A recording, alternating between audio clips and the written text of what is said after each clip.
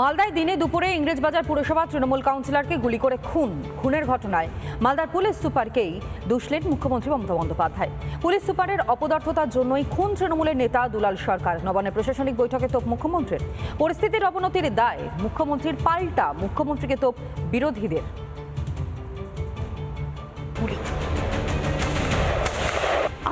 তো আজকে আমার একজন পুরো সহকর্মীকে মার্ডার হয়ে গেল এসপির অপদার্থতার জন্য। তার সিকিউরিটিও আগে তুলে নেওয়া হয়েছিল। আমি পার্সোনালি চিনতাম, আগেও সে অনেকবার অ্যাটাক করেছে, সে ইলেক্টেড জনপ্রতিনিধিও ছিল।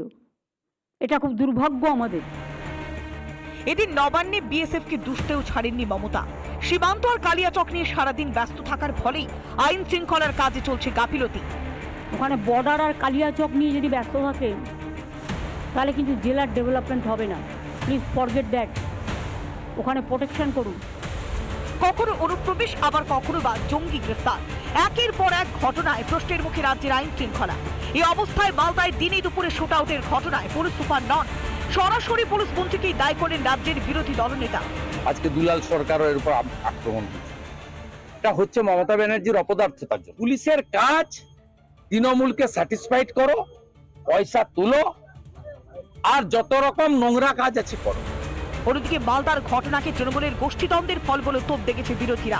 তাদের দাবি, এখন পুলিশের ভূমিকার প্রশ্ন হচ্ছে কেন আগে থেকেই ব্যবস্থা নেওয়া যেত। রিপাবলিক বাংলা। আর এদিকে হারহিম করা খুনের ঘটনা মালদার ইংরেজবাজারে।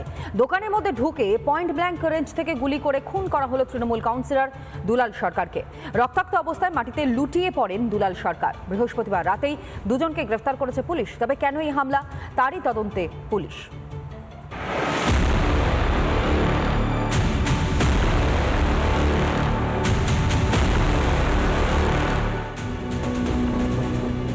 মালদহের ইংরেজবাজারে প্রকাশ্যে শুট আউট, গুলি করে খুন তৃণমূল নেতা দুলাল সরকার।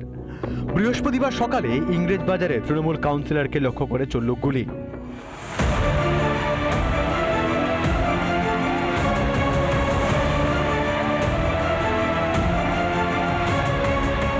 গোডাউনে ঢোকার সময় বাইকে করে এসে অতর্কিতে হামলা। ঘটনাস্থলে লুটিয়ে পড়েন দাপুটের শাসক নেতা।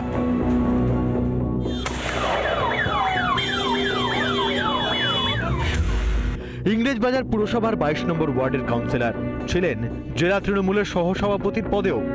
এলাকায় দাপুটে নেতা হিসেবে পরিচিত, দলের জন্মলগ্ন থেকে সক্রিয় সদস্য। পরিকল্পনা করেই হামলা চালানো হয়েছে দাবি স্থানীয় বাসিন্দাদের। গাড়ি থেকে নেমে ফ্যাক্টরিতে পিছন দিক দিয়ে চারটা ছেলে কয় রাউন্ড গুলি করেছে না করেছে কিছু বুঝতে পারছি না। কেউ রেকি করেছে আগের থেকে, নিশ্চয়ই পরিকল্পনা তো হতেই পারে। পুরনো শত্রুতা নাকি রাজনৈতিক প্রতিহিংসা? কেন শুট আউট তা নিয়ে ধন্দে নিহত কাউন্সিলরের স্ত্রী। দেখুন, আমি এগুলো কিছুই বলতে পারবো না, সেটা তো পুলিশ বার করবে। আমি যদি জানতেই পারি তাহলে তো আমি পুলিশের কাজ করব, সিআইডির কাজ করবো। আমি কি বলতে পারি এটা?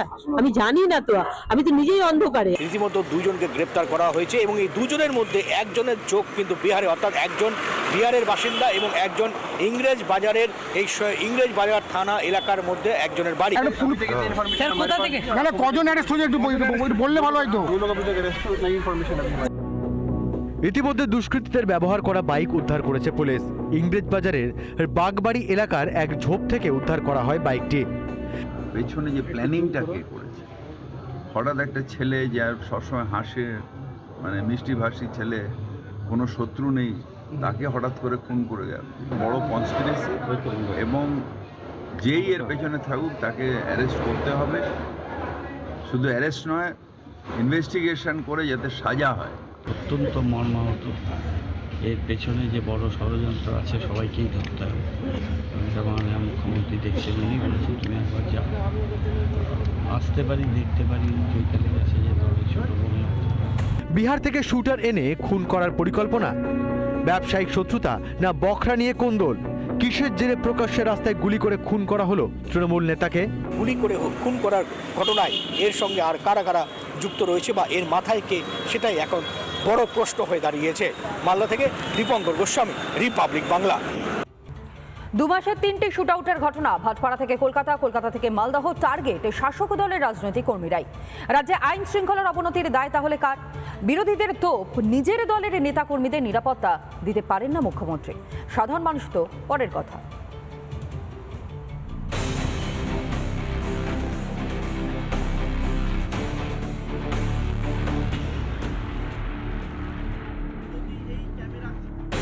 একটার পর একটা ঘটনা, কখনো খুনের চেষ্টা, আবার কখনো খুন। বোমা, বন্দুক, বিস্ফোরণ যেন এই রাজ্যে জলভাত হয়ে দাঁড়িয়েছে। তাহলে কি সত্যি দুষ্কৃতীদের তাণ্ডব লীলা বন্ধ করার উপায় এই রাজ্যের প্রশাসনের হাতে নেই?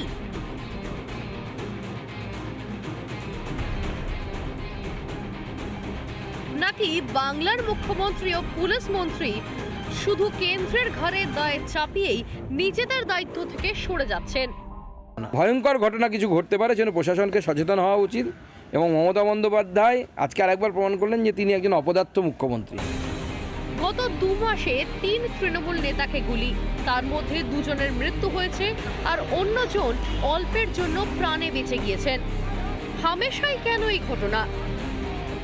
6টা ডিপার্টমেন্ট ক্যাবিনেট দপ্তর ওনার কাছে আছে, কোনটা ঠিকঠাক চলছে? পশ্চিমবঙ্গের রসাতলে যায় সবচেয়ে বড় সমস্যা আইন শৃঙ্খলা। উপনির্বাচনের দিন সকালে ভাটপাড়ায় গুলিবিদ্ধ হন তৃণমূল নেতা অশোক সাউ। 12 নম্বর ওয়ার্ডের প্রাক্তন বুথ সভাপতি তিনি।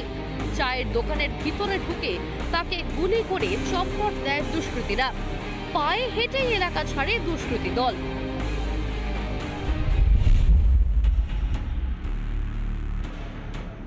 ভর সন্ধ্যায় কলকাতা পুরসভার 108 নম্বর ওয়ার্ডের তৃণমূল কাউন্সিলর সুশান্ত ঘোষকে লক্ষ্য করে গুলি। কার্তুজ না বেরোনোয় অল্পের জন্য প্রাণে বেঁচে যান কাউন্সিলর। একজন অভিযুক্তকে ধরে ফেলেন কাউন্সিলরের অনুগামীরা।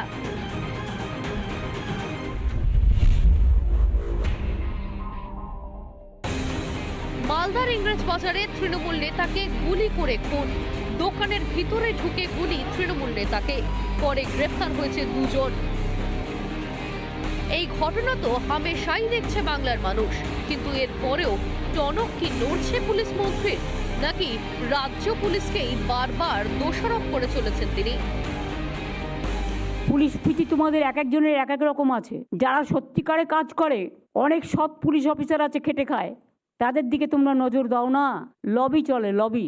এই লোকটা আমার বন্ধু, একে প্রমোশন দিতে হবে। ওই লোকটা আমার পরিচিত, ওকে আগে নিয়ে আসতে হবে। কেন, কিসের জন্য? যে কাজের লোক হবে তাকে দিতে হবে, যে কাজের লোক না হবে কোনো লবি চলবে না।